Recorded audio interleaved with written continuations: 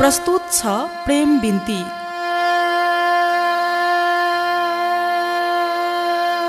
अच्युत घिमिरे बुलबुलको वाचनमा सुमन ढकालको उपन्यास।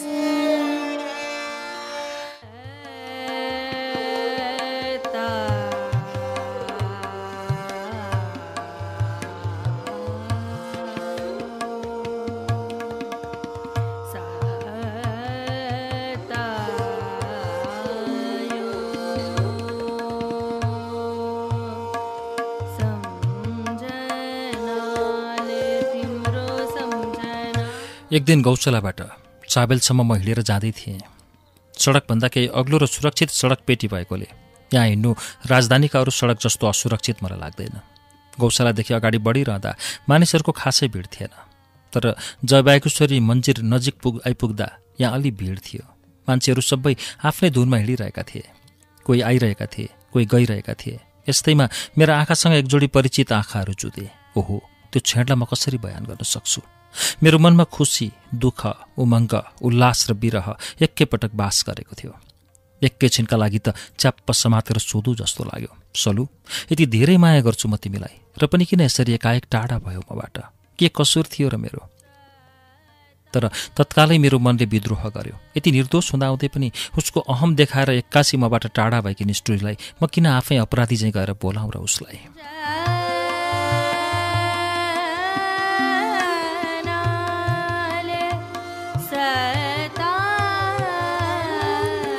तर मैले सोचे जस्तो केही पनि पाएन। यो 1 मिनट पनि घट्न पाएन। म अगाडि बढिरहेँ, ऊ पनि मेरो विपरीत दिशातर्फ अगाडि बढि नै रहेकी थिए। झुलुक्क 1 निमेषका लागि जुधेका उसका आँखाले अर्कोतर्फ दृष्टि मोड्न पुगे। त्यसपछि म आफैले आफूलाई अपरिचित जस्तो सम्झेर सरासर अगाडि बढिरहेँ।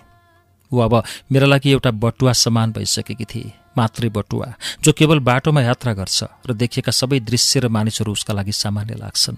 मेरातर्फ फरक यति थियो कि कहिलेकाहीँ बाटोमा हिँड्ने बटुवाले मनको घाउ बल्झाउँदा रहेछन्। सलुलाई देखेपछि मन साह्रै विचलित भयो, तर मसँग यसको समाधान थिएन।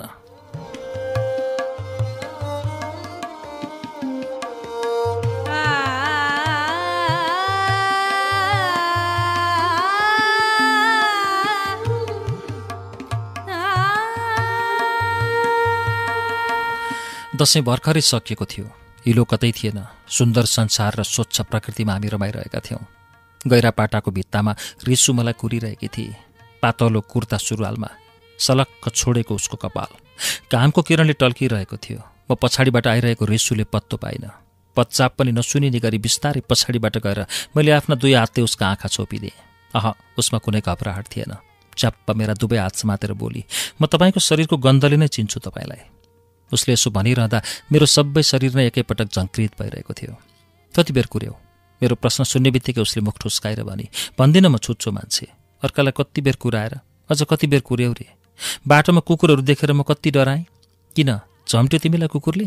मैले सोधेँ। होइन नि, कति धेरै कुकुरहरू बाटोभरि झगडा गरिरहेका थिए। डर लाग्यो मलाई। 2टा कुकुर त छि, भो यो कुरा नगरौँ।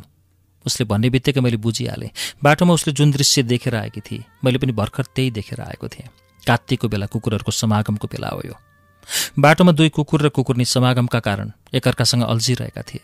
उसले त्यतैतर्फ सङ्केत गरेकी हो। त्यसपछि मैले त्यो विषयमा अरू केही पनि सोधिनँ।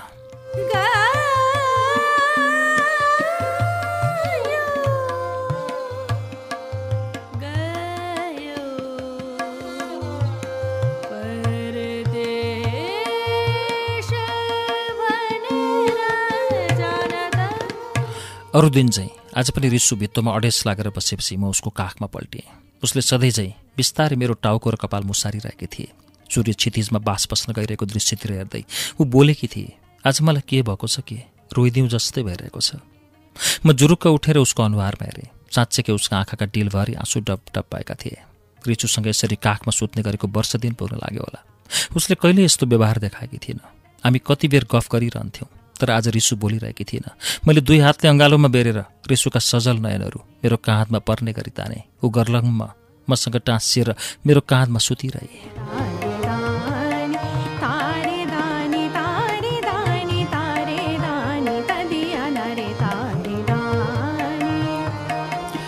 सूर्यले आफ्नो बास पहिलाइसकेको थियो। कात्तिकको साँझ हल्का चिसो भएर आएको थियो समय।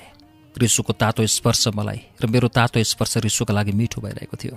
बिस्तारै रिसुको ओठले मेरो कानभन्दा मुनिको भागमा स्पर्श गरेको अनुभूति गरेँ। नजानिँदै मलाई पनि त्यो मिठो अनुभूति फिर्ता गर्न मन लाग्यो।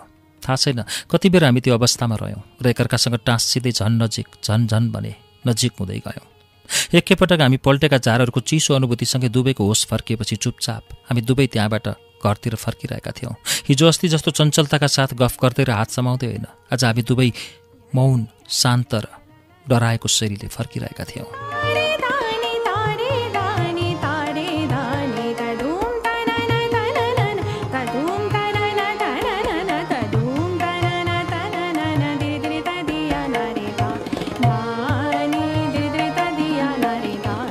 रिसु मेरो बाल सखी हो। बाल सखी मात्रै होइन, रिसु मेरो प्रेम पनि हो। यद्यपि त्यो कलिलो बालापनको काँचो प्रेमले फल्ने मौका पाएन। रिसुसँगको प्रेम फल्नको लागि परम्परादेखि चलिआएको रूढिवादले छेकिदियो। रिसु र मैले जानेर प्रेम गरेनौँ। प्रेम गर्ने उमेरसम्म नपुग्दै हामी एकअर्काको प्रेम बन्धनमा पर्यौँ र पर्यौँ मात्रै। गाउँमा भन्ज्याङको बरपिपलको चौतारीमा बसेर घन्टौँसम्म अनेकन बात मारिरहनु, गोठाला जाँदा सँगै हुनु, उसको घरमा मिठो मसिनो पाक्दा कचौरीमा हालेर कसैले नदेख्ने गरी घरै मुनिको बाँसघारीमा मलाई दिन पर्खेर बस्नु, यी सामान्य प्रतिनिधि सन्दर्भ हुन् हाम्रो बालसुलभ प्रेमको। यी बाहेक कैयौँ शब्दातीत अनुभव र अनुभूतिहरूले हामीलाई एकअर्कासँग आकर्षित पारेको थियो। कति पलहरू गाउँको ऐतिहासिक मन्दिरको सत्तलमा बितायौँ। हामी दुवैले लेखाजोखा गरेका छैनौँ। त्यति निकट भइरहँदा पनि किशोर वयमा हुर्किरहेका भरभराउँदो आगो जस्तो काँचो जवानीलाई हामीले नियन्त्रणमै राखिरह्यौँ। सायद चोखो प्रेम यसैलाई भनिदो हो। तर यो सदैव चोखो रह्यो कि रहेन, त्यसको हिसाब किताब हामीले कहिल्यै पनि गरेनौँ।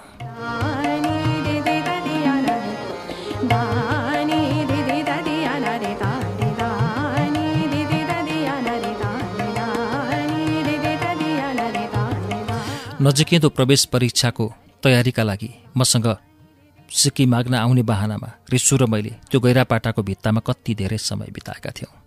एक दिन आफ्नो काखमा राखेको मेरो टाउको सुमसुमाउँदै निलो आकाशतिर हेरेर उसले भनेकी थिए, सायद यो समाजले साँचो प्रेमलाई बुझेको थियो र संसारमा लोग्ने र स्वास्नी बाहेक अरू कुनै जात छैन भन्ने कुरा बुझेको थियो भने हामी दुःखी हुनुपर्ने थिएन सफन। मेरो अँगालोमा लुटुपुटु हुँदै गहभरि आँसु पारेर उसले थपेकी थिए, हामीले यो जुनीमा एकअर्काको हुन नसके पनि अर्को जुनीसम्म त संसारमा दुई मात्रै जात हुनेछ अनि पक्कै हामी एकअर्काको जोडी हुनेछौँ। यही जुनीको पनि थिति र ठेगान गर्न नसकेको म त्यो अलौकिक अर्को जुनीसँगै बाँच्ने झुटो सम्झौता कसरी गर्न सक्थेँ र? चुपचाप उसका कपालमा स्पर्श गरेर मात्रै मैले उसलाई सम्झाएको थिएँ।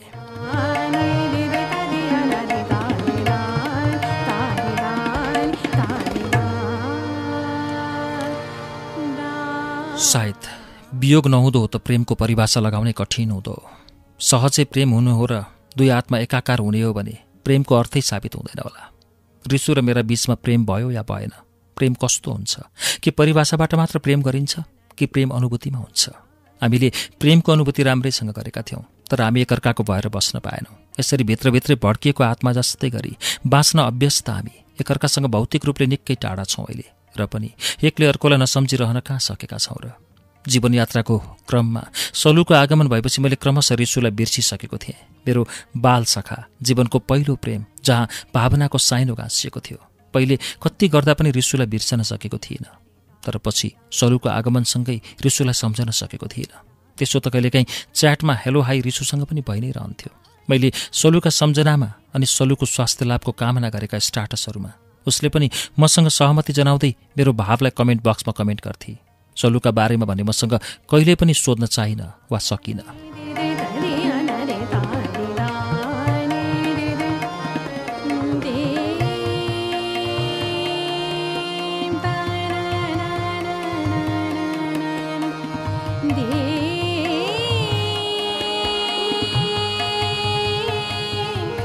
तर एक दिन चाहिँ उसले कुरा गरेकी थिए, तिमी मन्जरीलाई कति माया गर्छौ सपन? तिमीलाई जति माया गर्छु त्यति नै गर्छु नि काली। जवाफमा मैले भनेको थिएँ, मलाई भन्दा पनि धेरै माया गर ल। किन नि भनेर प्रतिप्रश्न गर्दा जवाफमा, किनकि ऊ तिम्रो जीवनको रथ हाँक्ने मन्जरी हो। म त तिम्रो हुन नसकिए 2 दिनको मनको पाहुना मन्जरी मात्र भएँ। 2 दिन मनको महल रमाइलो पारेर आफ्नै घरमा फर्कन बाध्य पाहुना चाहिँ। थाहा छैन प्रेममा म कोसँग के कति निर्भर रहेँ वा विश्वास दिन सकेँ, तर सलुले छाडेर गएपछि यो गरौँ मनको भारी बिसाउन कोही विशेष मान्छेको जरुरी थियो मलाई, र त्यो विशेष मान्छे यति बेला रिसु बाहेक अरू कुनै हुन सक्थ्यो र मेरा लागि रिसुलाई भेट्न त निकै ठुलो मुस्किल मात्र होइन, करिब करिब असम्भव नै थियो, तर उही फेसबुक मार्फत भने हामी एकअर्काको मायाका शब्दहरू साटिरहेका हुन्थ्यौँ। त्यसै सन्दर्भमा एक दिन उसले मलाई सोधेकी थिए, तिम्री मन्जरीको खबर के छ नि सपन? रिसु सायद उही बेपरवाह सलुनीको बारेमा सोध्दै थिए। मैले बुझेको थिएँ, तर मसँग उसलाई दिन लागेको जवाफ नै थिएन। सिधा सिधा बताउने मेरो साहस पनि भएन। आगोले चाहिँ भतभती पोलेको मन केही शान्त हुन्छ कि भनेर मैले आफ्नो बह एकै वाक्यमा पोखेँ। सलु त एक रातको लागि बास बसेकी थिए मेरो मनमा रिसु। मेरो मनको बसाइ उसलाई चित्त बुझेन। बुकबुके उज्यालो पनि हुन नपाउँदै मलाई थाहै नदिई कता पो गई, म बेखबर छु। यति लेखेपछि रिसुसँग अरू केही भन्न मन लागेन। गफको सिलसिला नै अगाडि बढाउन मन लागेन र केही नभनी एकाएक म अफलाइन भएँ।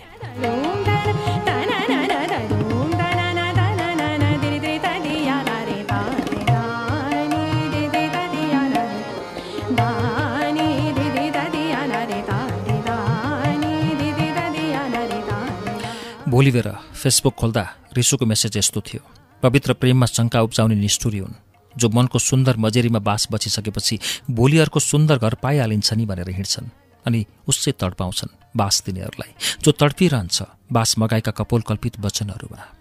रिसुको मेसेज पढेपछि मन झन् भक्कानिएर आयो।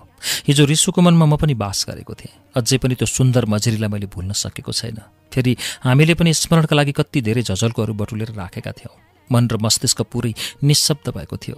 तर उसको मेसेजको एउटा रिप्लाई नै मेरा लागि ऊप्रतिको माया दर्शाउने साधन हुनु पुग्यो र लेखेँ, यो मेरो बाध्यता हो रिसु। यदि यो समाज थिएन अनि हामीले यो समाजको नियम र कानुनलाई चिर्न सक्थ्यौँ भने म लाख जुनीसम्म पनि तिमीलाई मेरी मनकी मन्जरी बनाएर राख्ने थिएँ अनि मेरो मनकी मन्जरीमाथि कुनै पनि अर्को भमराले खेल्न पाउने थिएन। सायद उसले मेरो परिस्थिति अनि व्यवस्थालाई बुझी। बेलुकी पख रिसुले जवाफ लेखी, चिन्ता नगर सपन, तिम्री मन्जरीलाई एक दिन अवश्य फर्केर आउने छे तिमीसँग अनि तिम्रो मनको मजरीलाई उज्यालो बनाउने छे। म पनि त्यही दिनको पर्खाइमा थिएँ। स्वाभाविक छ रिसुले यो बुझेकी थिए र मलाई सान्त्वना दिनका लागि भने।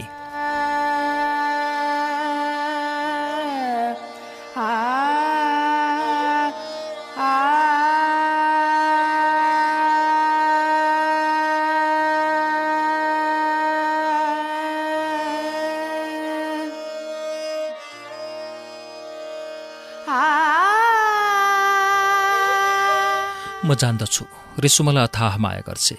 यति धेरै माया हुँदाहुँदै पनि हामी हाम्रा दुर्भाग्यले छुटेका थियौँ। हामी दुईको जीवनले एउटै रथ हाँक्न नपाउने निश्चित भएपछि उसले भनेकी थिए, भविष्य हाम्रो हातमा नभएर के भयो त? वर्तमान हाम्रै हातमा छ सपन। भोलिको भविष्यलाई सम्झेर आजको वर्तमानलाई धमिलो किन बनाउने? शब्दमा हामीले जे जति बोले पनि ती सबैलाई व्यवहारमा उतार्न गाह्रो छ। सोचे जस्तो हुन्न जीवन। फेरि सबैको सोचाइ पनि त एकनासको हुँदैन नि। सलुले के गरे? भविष्य वा वर्तमान केसँग हारी सलु कि उसले मलाई हराई दुवैसँग? फेरि मित्रतामै सीमित रहेको त्यो सम्बन्धले प्रेमको जरो गाड्न पाउँदा नपाउँदै कहाँबाट आयो हार र जितको कुरा? मेरो मन भित्रभित्रै दोहोरो जुहारी चलाइरहन्छ।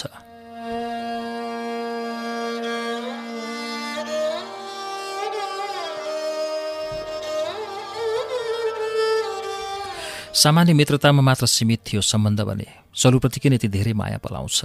अर्को मनले प्रति प्रश्न गरिरहन्छ। मानौ कि त्यो सामान्य मित्रता थियो। सामान्य मित्रताबाटै भाग्नुपर्ने के थियो र उसलाई? मित्र नै भएर बस्न सक्थे नि मसँग। यसरी बेहोस हुने गरी मलाई छोडेर कहाँ गई अनि किन गई सलु? मनभित्रको अन्तर्द्वन्द्वले कुनै निष्कर्ष निकाल्न सक्दैन। यदि प्रेमको पवित्र र वास्तविक रूप जान्ने हो वा प्राप्त गर्ने हो भने निस्वार्थ प्रेम गरेर हेर्नुपर्छ। चाहे केही पनि प्राप्त नहोस् तर आत्मसन्तुष्टिको प्राप्त भन्ने अवश्य हुन्छ। यदि त्यसो हुन्थ्यो भने सलुलाई गरेको अनि रिसुलाई गरेको प्रेम, पवित्र प्रेमबाट खै यस्तै आत्मसन्तुष्टि प्राप्त हुने हो कि कुनै स्वार्थ लुकेको थियो यी दुवैभित्र? मैले यी दुवै बीचको भेद अहिलेसम्म छुट्याउन सकिरहेको छैन।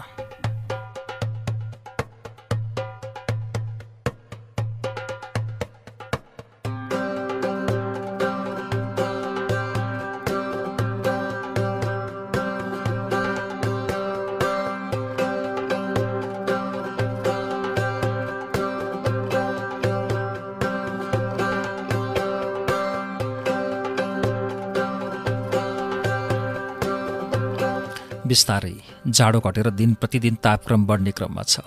हेमन्त ऋतुको अन्त्यतिर पल्लवित र पुष्पित त्यो मौसम हावामा पनि अत्तर मिसिएजे गरी मगमगाउन थालेको छ। फूलहरूमा पराग सेचन सुरु भएका छन्। वसन्त ऋतु नजिकै आइपुगेको छ। भमराहरू सलबलाउने क्रम बढ्दो छ। जाडो यामको उत्तरार्ध भएकाले टन्न कपडामा गुम्सेका मानिसहरू बिस्तारै फुक्का हुँदै गएका देखिन्छन्। तन्नेरी मनहरूमा छुट्टै किसिमको प्रेमिल काउकुती चल्ने समय आफ्नै रफ्तारमा मस्त छ। यी सबै मौसमी माहौलको संयोग बनाएर त्यही गुलाबी मौसममा पश्चिमा प्रभावले चारैतिर भ्यालेन्टाइन डेको रङ पोतिदिएको छ। यो मौसमलाई प्रेम गीतले झन् प्रेमिल बनाइदिएको छ। हरेक व्यक्ति एउटा एउटा जोडाको साथमा छन्। आफूले चाहेको व्यक्तिमा समर्पित हुने र गराउने क्रम बजारभरि व्याप्त देखिन्छ। कति अगाडि बढिसक्यो हाम्रो समाज पश्चिमा प्रभावमा। म यी सबै मौसमी वातावरण र गतिविधिको मूक दर्शक भएर संसारलाई निहालिरहेको छु।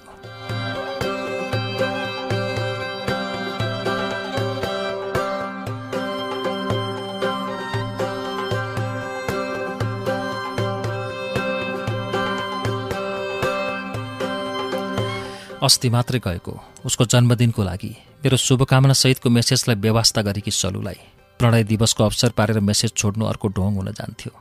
फेसबुकका वालहरू पुरै भ्यालेन्टाइनका शुभकामना सन्देश र हँसिला फोटाहरूले भरिएका छन्। म पहिलेका भ्यालेन्टाइन दिवसहरूमा पुग्छु।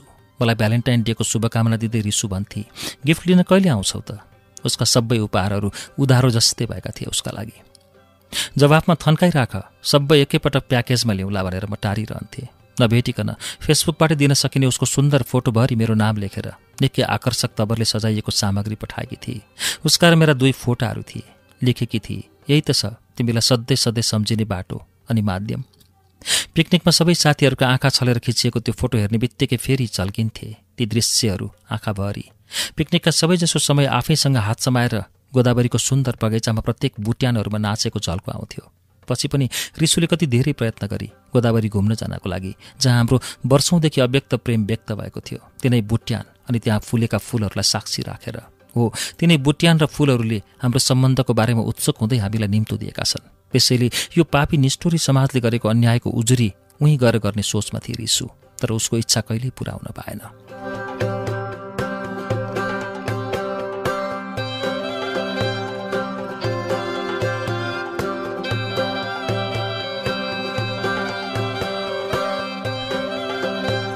मलाई अचेल के भएको छ, म आफै ठम्याउन नसक्ने भएको छु। मानिस कस्ता कस्ता परिस्थितिहरूबाट अगाडि बढेर जीवनलाई धान्छ, कसैले बताउन सक्दैन। एउटै सिक्काका 2 पाटा भने जस्तै मेरो दिमागमा सिक्को एउटा पाटो पल्टिन्छ र म सलुसँगको फ्ल्यासब्याकमा पुग्छु। सिक्काको अर्को पाटोमा रिसुको क्यानभास पर्छ। जब त्यो पाटो फर्किन्छ, म रिसुसँगका अतीतहरूलाई झलझली सम्झन्छु। कुन पाटोले ज्यादा पोल्छ मैले शब्दमा अभिव्यक्त गर्न सक्दिनँ। रिसुसँगै प्रणय दिवसको शुभकामना दिने दोस्रो सन्देश मेरो फेसबुकमा अर्को आएको थियो। निकै शालीन र सजावटी ढङ्गबाट लेखिएको उक्त सन्देश स्विटी पौडेल नामबाट मलाई प्राप्त भएको थियो। त्यो त्यही स्विटी थिए जसको भौतिक अस्तित्वबारे म अज्ञात थिएँ। तर मेरा हरेक स्टाटस अनि फोटोमा लाइक र कमेन्ट आउने गरेकाले फेसबुकको अवास्तविक संसारमा चिरपरिचित थिए मेरा लागि। एकाध पटक त मैले उसको वास्तविक परिचय लिन खोजेको पनि थिएँ, तर विभिन्न बहाना गर्दै टारिदिए स्विटीले। मेरा हर दैनिकीप्रति चासो देखाए चाहिँ अनलाइन आउनासाथ हेलो हाईका म्यासेजहरू छोड्ने स्विटीको स्वभाव थियो। मैले सोधेका सवालहरूमा रहस्यमय र अस्पष्ट उत्तरहरूले टारिदिने गरेकीले एकताका त फेसबुकमा ब्लक नै गरिदिउँ कि भनेर पनि झोक नचलेको होइन मलाई। तर फेरि सोचेँ उसँग अरू के नै लिनु दिनु थियो र, त्यसैले ब्लक गर्न हतार गरिनँ। धेरै पछि थाहा पाएँ स्विटी पौडेल सलुले फेसबुकमा चलाउने नक्कली परिचयको एकाउन्ट रहेछ।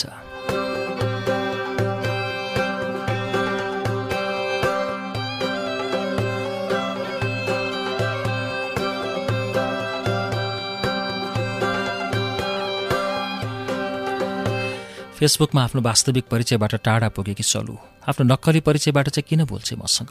उसको मनमा के छ मेरा प्रति? सलु के चाहन्छे मबाट? मेरा मनमा यी प्रश्नहरूले घरिघरि उत्तर खोजिरहन्छे। तर उपयुक्त मौका नआए यो रहस्यको पर्दाफास मेरा लागि हुन सक्ने अवस्था थिएन। एक दिन मैले आफैले सोधेँ, स्विटी के तिमी सलुलाई चिन्छौ? एकछिनसम्म उताबाट केही पनि उत्तर आएन। फेसबुकमा स्विटीले निकै बेर टाइप गरिरहेको अवस्थामा मैले देखिरहेको थिएँ। कति लामो उत्तर लेख्न थाली, सोचेर म कुरिरहेँ। तर निकै बेरसम्म उत्तर नआएपछि फेरि मैले एउटा प्रश्नवाचक चिन्ह मात्र पठाइदिएँ। त्यसपछि उताबाट उत्तर आयो, को सलु? त्यही धोकेबाज केटी, त्यसको कुरा नगर मसँग। मलाई त्यसको नाम पनि सुन्नु छैन। ठुलो धोका दिएकै छ उसले मलाई जीवनमा।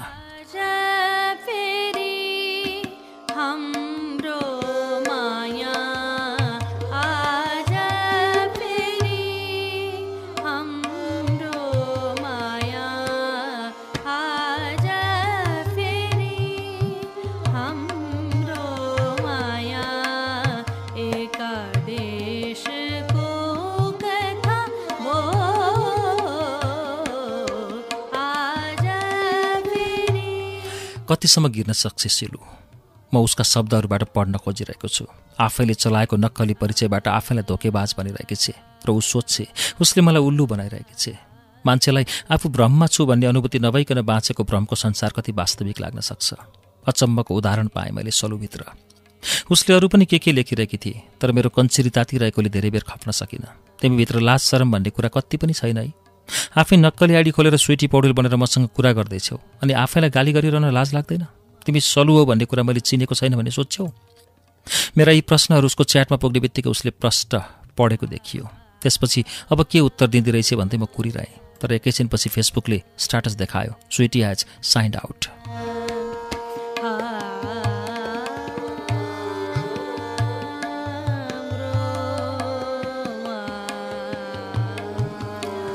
फेसबुकमा सलुको यति हदसम्म निकृष्ट व्यवहार देखिसकेपछि मलाई जिन्दगीसँगै वाक्क लागेर आयो। मनको यति ठुलो समस्याको उजुरी गर्ने ठाउँ नै कहाँ थियो र मेरा लागि? आफै पागल हुन्छु कि जस्तो अनुभूति भइसकेपछि, मेरो प्रेम बिन्तीको यति ठुलो उपहास भइसकेपछि अन्ततः मैले निर्णय गरेँ अब म फेसबुक डिएक्टिभेट गर्छु। म यसै पनि पागलपनको शिकार भए चाहिँ भइसकेको थिएँ। यस्तो पागलपना जसमा उन्माद थिएन, केवल भावना थियो र थियो दिल निश्चिष्टतामा परेको अवस्था। मनले सोच्थ्यो सब कुरा निस्सार छ, मरुभूमिको आकाश जस्तै।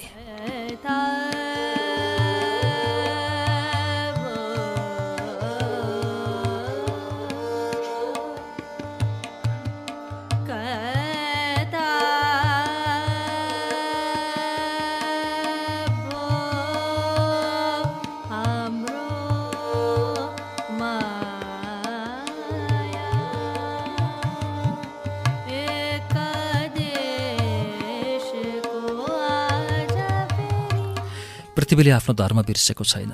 सूर्यले बिहान उदाउन र बेलुकी अस्ताउन बोलेको छैन। समयले अनि घडीले पनि आफ्नो कर्म उसै गरी गरिरहेका छन्। समय उसै गरी बितिरहेको छ। प्रवेशिका परीक्षा नजिकै छ। सबैजसो ट्युसन कक्षाहरू यो शैक्षिक सत्रका लागि सकिने अवस्थामा छन्। अन्तिम कक्षा पढाएर सपना मिससँग बिदा माग्दै भने, हवस् त मिस, पढाउने मौका दिनुभयो, मित्रता बढ्यो, फेरि पनि सम्झनु होला। आफ्नो हिसाब किताब सकेपछि मैले मिसलाई भने, सपना मिसको इन्स्टिच्युटमा पढाउने काम भए पनि उहाँ र म बीच एक किसिमको नजिकको साथी जस्तो सम्बन्ध बनिसकेको थियो यो बीचमा। अब हामी व्यावसायिक मात्र नभएर वैयक्तिक रूपमा पनि साथी भएका थियौँ। भइहाल्छ नि सर। यति समयमा कति धेरै नजिक भयो। पढाउने काम यो वर्षलाई सकिए पनि मेरो दिदीको बिहे हुँदैछ। म थोरै साथीहरूमध्ये तपाईँलाई पनि निम्तो गर्छु, आउनुपर्छ है।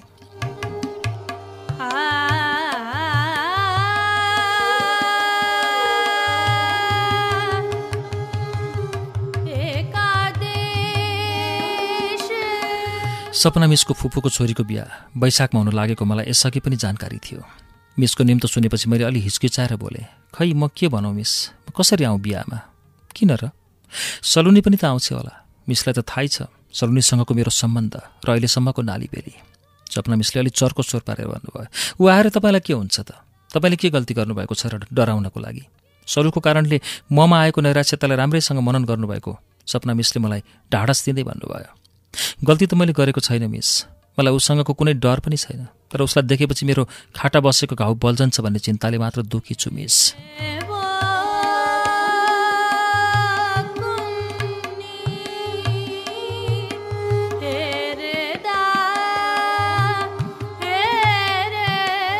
उहाँले ढाडस दिँदै भन्नुभयो, म त्यसो हुन दिने छैन, तपाईँ ढुक्क हुनुहोस् सर। के गर्नुहुन्छ र त्यस्तो मिस? मैले आश्चर्य मानेर सोधेँ। त्यो मेरो कुरा भयो सर, तपाईँ बिहेमा चाहिँ जसरी पनि आउनुपर्छ। यदि म आइन भने मलाई नजाउँ लागेकोले परिणाम बुझ्नका लागि मैले सोधेँ। हाम्रो मित्रता यहीँबाट खत्तम हुनेछ। त्यसपछि मैले केही प्रतिवाद गरिनँ। मनमा नै सोचेँ ती दिनसम्म जाँगर चले जाउँला, नचले नजाउँला। त्यसपछि हामी छुट्टियौँ।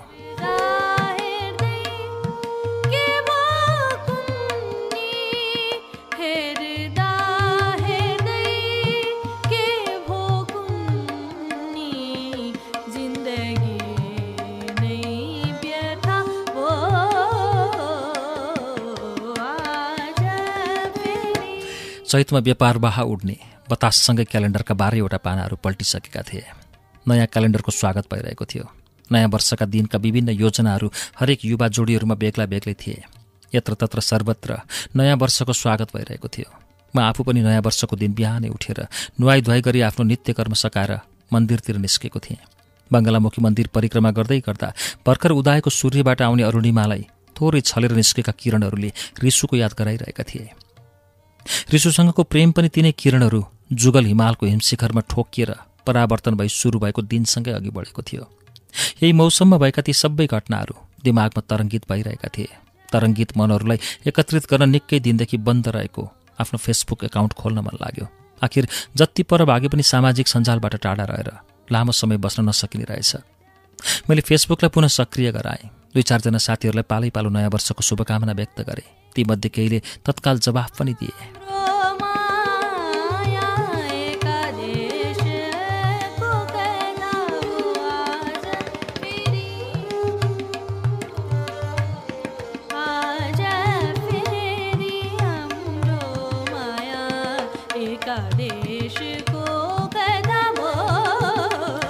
सबै साथीहरूसँगको पोस्ट पालै पालो पढिरहेको थिएँ। एउटा नयाँ वर्षको शुभकामना सहितको निकै सुन्दर सन्देश मेरो इनबक्समा आयो। मेसेजले मेरो मन छोयो। जति बिर्सन खोजे पनि बिर्सन नसकेकी सलुलाई पनि त्यही मेसेजले याद दिलाउँ कि जस्तो भयो। नयाँ वर्षको दिन भएकैले होला सायद आज मैले पुराना रिस, आवेग, पूर्वाग्रह सबै भुलेको थिएँ। नयाँ वर्षको नयाँ दिनमा नयाँ जोस थियो। मनमा जागर र सकारात्मक सोच मात्रै थियो। मेसेज सारे र तत्कालै सलुको फेसबुकको इनबक्समा पठाइदिएँ। संयोगले ऊ अनलाइनमै भेटिए। एउटा धन्यवाद शब्दसँगै मेरो सन्देशको तत्काल उत्तर आयो। मलाई पनि नयाँ वर्षको शुभकामना दिँदै।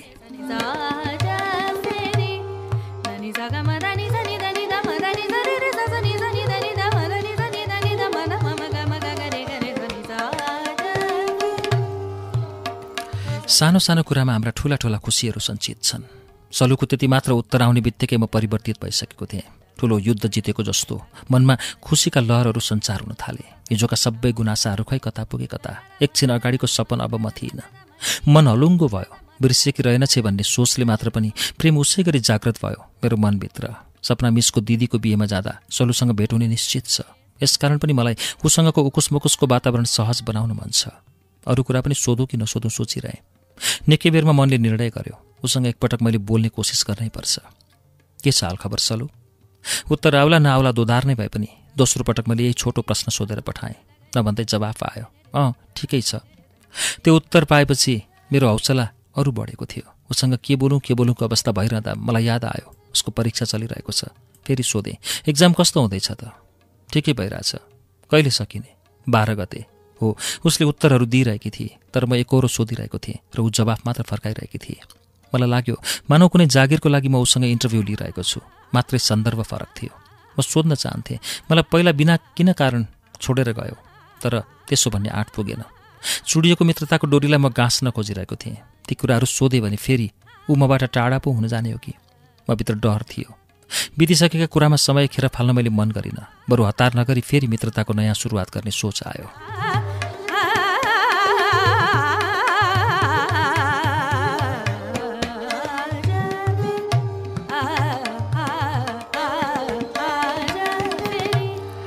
आज नयाँ वर्षको दिनदेखि हामी फेरि नयाँ मित्रता गर्ने कि? यसरी सोधेँ मैले। खोइ, उसले झन् छोटो र दुविधाग्रस्त जवाफ फर्काए। Just friendship. मैले अलि लाचार शैलीमा अङ्ग्रेजीमा लेखेँ। पहिला पनि त फ्रेन्डसिपबाटै सुरु भएको हो नि हाम्रो सम्बन्ध। उसले रिप्लाई गरी, कमसेकम सम्बन्ध त बनी। मैले खुसी हुनुपर्ने योभन्दा ठुलो कुरा थिएन। हामी बीच मित्रता मात्र नभएर सम्बन्ध थियो भन्ने उसलाई पनि महसुस त रहेछ। तर किन त्यागेकी थिए उसले यो सम्बन्ध? यो प्रश्न उसलाई सोध्नु भनेको फेरि पहिलेकै जस्तो मौनताको अवस्थामा पुग्नुहुन्थ्यो। त्यसैले आफै एक कदम पछि हटेर र नम्र बनेर सिलसिला जारी राखेँ। अब त्यस्तो हुँदैन सलु। भन्न त यसो भने तर आफैलाई अनौठो लागिरह्यो। पहिला पनि केही त भएको थिएन। मित्रताको नाउँमा उसको व्यक्तिगत जीवनमा धेरै नजिक भएँ कि भन्नेसम्म मनमा परेको हो। जसको मान राखिदिनका लागि पनि आफैले अब त्यस्तो हुन्न लेखेर पठाइदिन उपयुक्त ठाने।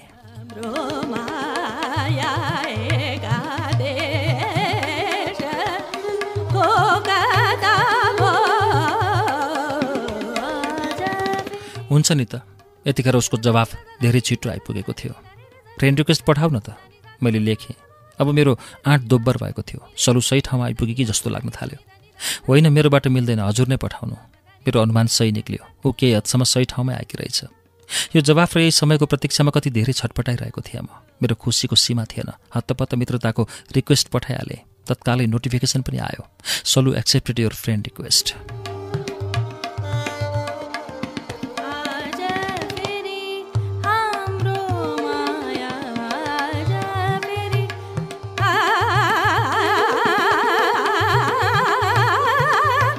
सायद उसँग फेरि आज यसरी जोडिएको थिएन भने मैले फेसबुक फेरि पनि डिएक्टिभेट नै गर्थेँ होला। तर त्यसो गरिरहन नपर्ने भयो। अब फेरि एउटा यस्तै परिस्थितिको सिर्जना भयो। चुडिएको धागो गाँसिए चाहिँ लाग्यो। मनमा थोरै आशा पलायो, धेरै खुसी छायो।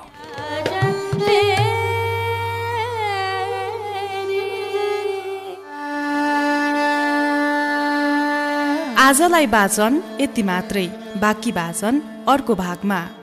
प्रेम बिन्ती।